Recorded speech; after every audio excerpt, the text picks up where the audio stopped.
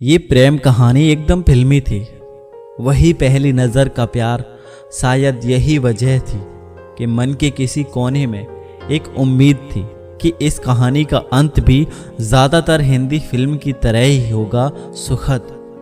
चंचल और शोभित ने प्यार करने से पहले कभी कुछ नहीं सोचा था, लेकिन एक बार प्यार हो जाने के बाद दोनों बहते पानी की तरह आगे निकलते गए। शोभित ने जल्दी ही शादी करने के इरादे से MBA के ऐसे इंस्टीट्यूट में एडमिशन ले लिया जो नौकरी दिलाने का वादा करता हो। शोभित हड़बड़ी में इसलिए भी था क्योंकि चंचल के घर वाले लड़का तलाश रहे थे। किस्मत और मेहनत रंग ला रही थी। बड़े MBA कॉलेज में दाखिला मिलते ही दोनों के मुरझाने मन में पानी के छींटे पड़ गए थे। दोनों को लगने लगा था कि सब कुछ एकदम ठीक हो जाएगा, लेकिन हिंदी फिल्मों की तर्ज पर नाटकीय मोड़ आना ही था। सो आया।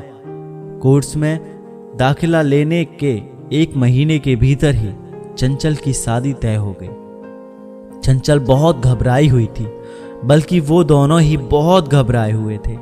जी में आ रहा था कि फौरन भागकर शादी कर लें, लेकिन नौकरी नहीं थी और इसी वजह से दोनों के बढ़ते कदम ठिठर जाते थे। शोभित बार बार चंचल और खुद को समझाता रहा कि जो भी होगा अच्छा होगा।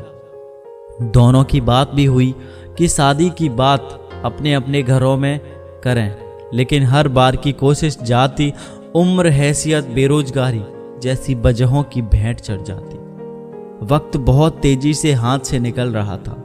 शोभित ने MBA की पढ़ाई और कोर्स छोड़कर कॉल सेंटर में नौकरी करने की सोची, लेकिन प्यार के रास्ते पर पहले चल चुके कुछ अनुभवी लोगों ने इससे होने वाले नुकसान को इतना बड़ा करके बताया कि दोनों इस रास्ते में भी आगे नहीं बढ़ सकी। दोनों ने प्यार तो कर लिया था, लेकिन उसके आगे की बातें नहीं सोची थी। यही वजह थी कि प्यार के सफ़र पर निकल जाने के बाद जब बात शादी की आ रही थी तो कभी चंचल को अपने भाई बहन की शादी का डर सता रहा था, तो कभी शोभित को परिवार की इज्जत और भविष्य की चिंताओं का काला खौफ।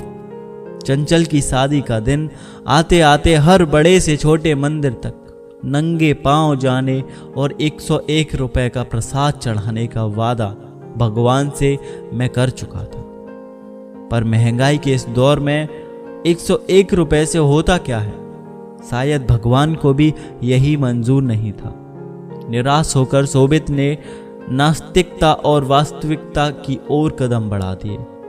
शादी तय होने से लेकर शादी के दिन तक लड़के का फ़ोन नंबर और पता फेसबुक से निकालकर कुछ जुगत बढ़ाने की कोशिश भी नाकाम रही थी। उसकी शादी वाला पूरा दिन शोभित ने मंदिर में ही बिताया। कुछ उम्मीदें शायद अभी बाकी थी। हालांकि सूरज ढलने के साथ उनमें भी तेजी से कमी आ रही थी। हिंदी फिल्मों को शोभित ने अपनी जिंदगी में कुछ ज्यादा ही उतार रखा था, इसलिए शाम होते ही आखिरी सलाम करने पहुंच गया मैरिज हॉल। दुल्हन के तैयार होने वाले कमरे में किसी तरह पहुंचकर उसे बोल दिया कि मैं स्टेज पर आऊंगा, तू मुझे गले लगा लियो। मेरी थोड़ी पिटाई तो पड़ेगी, लेकिन सब ठीक हो जाएगा, शादी कैंसिल हो जाएगी। इतना कहकर शोभित तीर की तरह कमरे से बाहर निकल गया। शोभित का जोश दोबारा जाग चुका था। अब यह शोभित का ब्रह्मास्त्र था। जयमाल होते ही वो स्टेज पर पहुंच जाता है। उसके मन में ब्रह्मास्त्र के चलने के बाद पिटने का डर तो था, पर साथ में सफलता की उम्मीद भी। स्टेज पर उसके करीब पहुंचा तो उम्मीद थी कि वह गले लगा लेगी। शोभित ने चुपके से इशारा भी किया, लेकिन उसके चेहरे पर कोई भाव नहीं था। पर कुछ मिनट रुकने के बाद फोटोग्राफर ने शोभित से कहा, भैया अब उतर भी जाओ। एक झटके में शोभित अपनी सपनीली फिल्मी दुनिया से हकीकत में आ चुका था। चंचल किसी दूसरे की जिंदगी बन चुकी थी। लौटने के बाद एक टक पत्थर सी आंख लिए शोभित रियल लाइफ से निकलकर अपनी ज़िंदगी की फिल्म को रिवाइंड होते हुए देख रहा था। बस शोभित का साथ दोनों के लिए चंचल नहीं, उसके नमकीन मैले आंसू और यादें साथ थी। ये सैड स्टोरी आप लोगों को कैसी लगी मुझे कमेंट बॉक्स में ज़रूर बताना। अगर ये स्टोरी आपके दिल को अगर थोड़ी सी भी छू गई हो तो चैनल को सब्सक्राइब करके बगल में जो घंटी है उस पर टच करके आल पर टच जरूर कीजिए और वीडियो को लाइक करके आपकी प्रतिक्रिया क्या है इस वीडियो पर वो मुझे कमेंट बॉक्स में ज़रूर बताना।